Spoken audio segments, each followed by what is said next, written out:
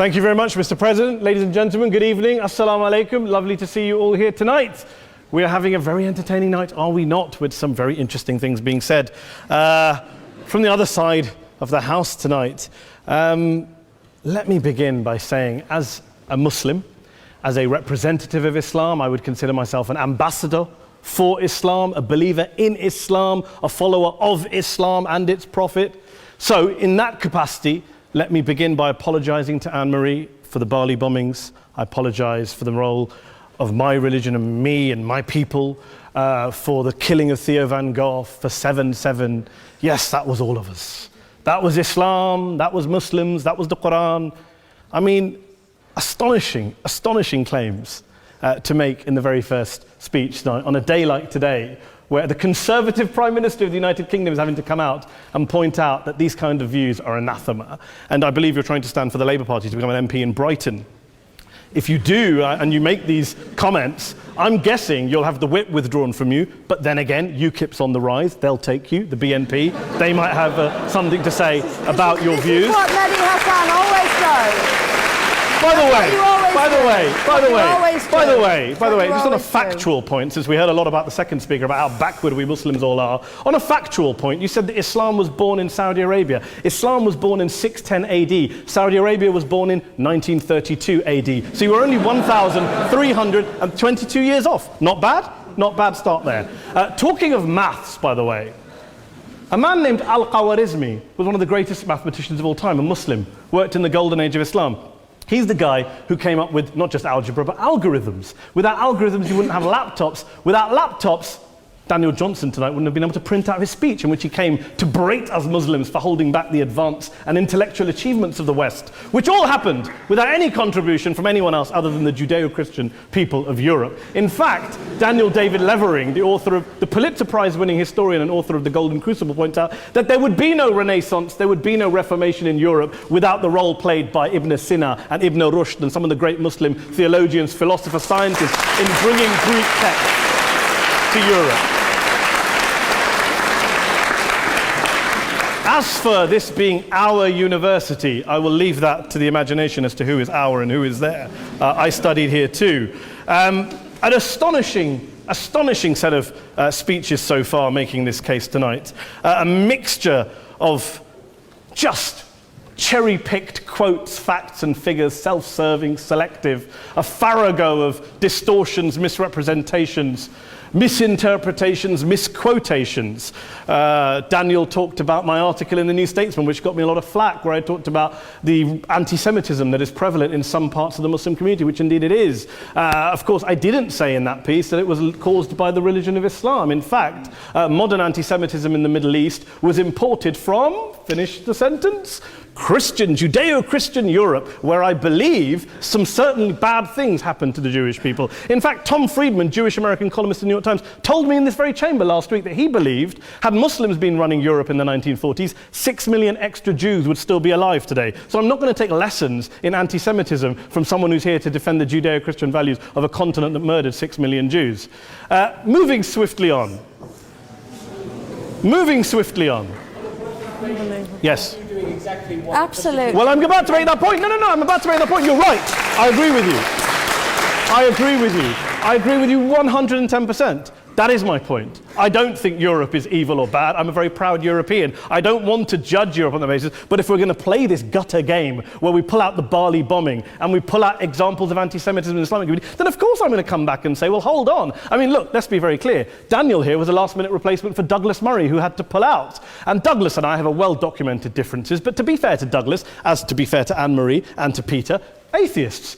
Atheists see all religions as evil, violent, threatening. What the problem I have with Daniel's speech is that Daniel comes here to run this robust defense of Christianity, forgetting that his fellow Christians, people who said they were acting in the name of Jesus, gave us the Crusades, the Spanish Inquisition, the anti-Jewish pogroms, European colonialism in Africa and Asia, the Lord's Resistance Army in Uganda, not to mention countless arson and bomb attacks on abortion clinics in the United States of America to this very day. I would like a little bit of humility from Daniel first before he begins lecturing other communities and other faiths on violence, terror, and intolerance. But, no thank you. Some water. But I would say this, to address the gentleman's very valid point here, I'm not going to play that game. I don't actually believe that Christianity is a religion of violence and hate because of what the LRA does in Uganda or what Crusaders did to Jews and Muslims in Jerusalem when they took back the city in the 12th or 13th or whatever century it was. I believe that Christianity, like Islam, like pretty much every mainstream religion, is based on love and compassion and faith. I do follow a religion in which 113 out of the 114 chapters of the Quran begins by introducing the God of Islam as a God of mercy and compassion. I would not have it any other way. I don't follow a religion which introduces my God to me as a God of war, as some kind of Greek God of wrath, as a God of hate and injustice. Not at all. As Adam pointed out, you go through the Quran and you see the mercy and the love and the justice. And yes, you have verses that refer to warfare and violence. Of course it does. This is not a motion about pacifism. I'm not here to argue that Islam is a pacifistic faith. It is not. Islam allows military action, violence in certain limited contexts. And yes, a minority of Muslims do take it out of that context. But is it religious? Well, we talked about Woolwich. Daniel and Anne-Marie have suggested that it's definitely religion that's behind all of this. Well, actually, what I find so amusing tonight is we're having a debate about Islam. And the opposition tonight have come forward. We have a graduate in law, a graduate in modern history, a graduate in chemistry. And, you know, I admire all of their intellects and their abilities, but we don't have anyone who's actually an expert on Islam, a scholar of Islam, a historian of Islam, a speaker of Arabic, even a terrorism expert or a security expert or a pollster, let alone to talk about what Muslims believe or think. Instead, we have people coming here, putting forward these views, putting forward these sweeping opinions. Listen to Professor Robert Pape of the University of Chicago, one of America's leading terrorism experts, who, unlike our esteemed opposition tonight, studied every single case of suicide terrorism between 1980 and 2005, 315 cases in total. And he concluded, and I quote, "There is little connection between suicide terrorism and Islamic fundamentalism or any of the world's religions. Rather, what nearly all suicide terrorist attacks have in common is a specific secular and strategic goal to compel modern democracies to withdraw military forces from territory that the terrorists consider to be their homeland." And the irony is, when we talk about terrorism, the irony is that the opposition and the Muslim terrorists, the Al-Qaeda types, actually have one thing in common, because they both believe that Islam is a warlike, violent religion. They both agree on that. They have everything in common. Osama bin Laden would be nodding along to everything he's heard tonight from the opposition side. He agrees with them. The problem is that mainstream Muslims don't. The majority of Muslims around the world don't. In fact, a gentleman here started quoting all sorts of polls. Gallup carried out the biggest poll of Muslims around the world, of 50,000 Muslims in 35 countries. 93% of Muslims rejected 9/11 and suicide attacks. And of the 7% who didn't, they all, when polled and focus grouped, cited political reasons for their support for violence, not religious reasons. And as for Islamic scholars and what they say, well, Daniel talks about our University of Oxford. We'll go down to Oxford Centre for Islamic Studies, get hold of a man named Sheikh Afifi al-Akiti, who is a massively well-credentialed and well-respected Islamic scholar who has studied across the world, who in the days after 7/7 published a fatwa denouncing terrorism in the name of Islam, calling for the protection of all non-combatants at all times, and describing suicide bombings as an innovation with no basis in Islamic law. Go and listen to Sheikh Tahir al-Qadri, one of Pakistan's most famous Islamic scholars, who published a 600-page fatwa condemning the killing of all innocents and all suicide bombings unconditionally without any ifs or buts.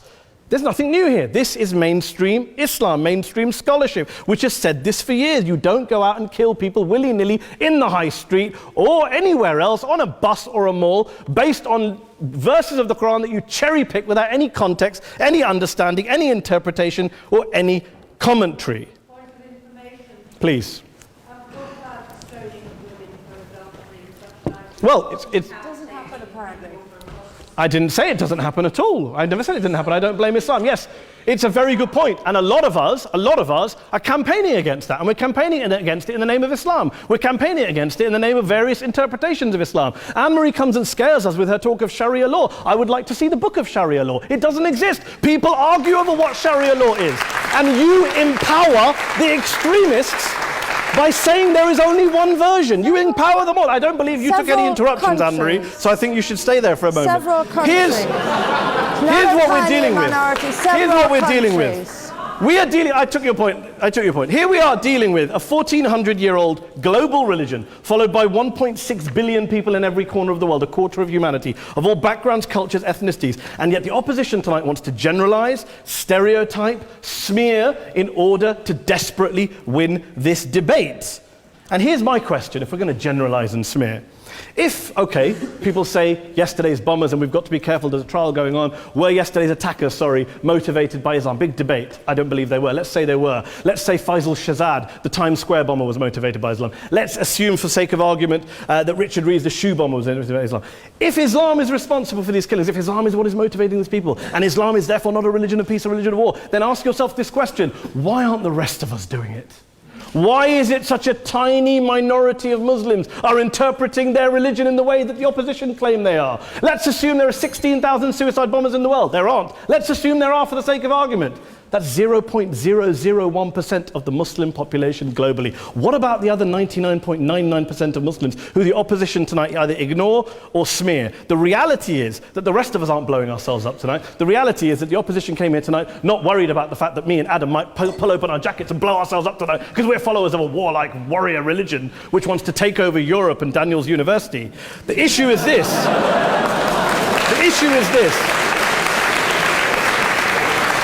Unless the opposition can tell us tonight, and Peter Atkins is here, one of our great atheist intellectuals, can tell us tonight, can answer this question tonight: why don't the vast majority of Muslims around the world behave as violently and aggressively as a tiny minority of politically motivated extremists? Then they might as well give up and stop pretending they have anything relevant to say about Islam or Muslims as a whole. Ladies and gentlemen, let me just say this to you. Think about what the opposite of this motion is.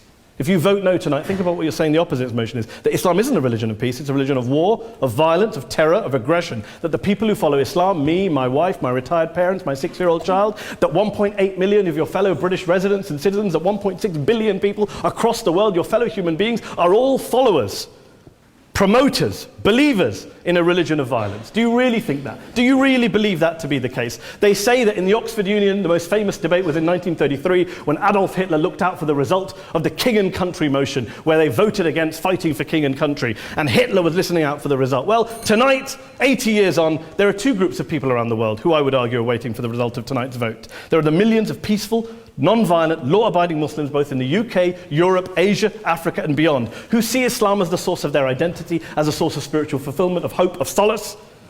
And there are the phobes, the haters, the bigots out there who want to push the clash of civilizations, who want to divide all of us into them and us and ours and their.